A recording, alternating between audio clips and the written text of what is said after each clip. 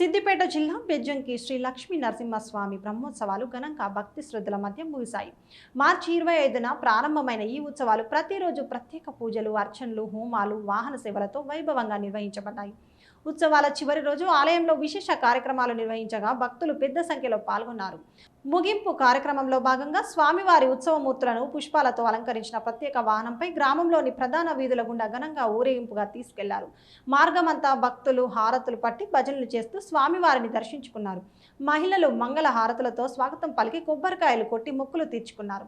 ఉత్సవాల సందర్భంగా గ్రామం మొత్తం ఆధ్యాత్మిక వాతావరణంతో నిండిపోయి భక్తుల రద్దీతో సందడిగా మారింది. ఆలయ కమిటీ సభ్యులు, గ్రామ పెద్దలు, యువకులు సమన్వయంతో ఏర్పాటు చేసి ఉత్సవాలను విజయవంతంగా నిర్వహించారు. చివరగా ఆలయ అధికారులు, నిర్వాహకులు పాల్గొన్న భక్తులకు కృతజ్ఞతలు తెలియజేస్తూ ఉత్సవాలు విజయవంతంగా ముగిసినట్లు ప్రకటించారు. ఈరోజు బ్రహ్మోత్సవాలను ముగించుకొని కొండపై నుండి శ్రీ లక్ష్మీ నరసింహస్వామి వారు ఊర్ల పురాతన గుడికి, పాత గుడికి వెళ్ళడం జరుగుతుంది. గత నెల 25వ తారీఖున అంగరంగ వైభవంగా పురవీధుల నుండి స్వామివారు దేవాలయంపైకి వచ్చినారు.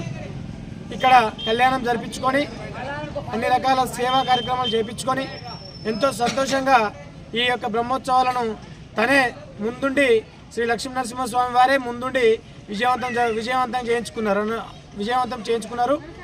అందులో మేమంతా ఎంతో సేవకులుగా అన్ని ప్రథమం నుండి సేవలు చేసినాము.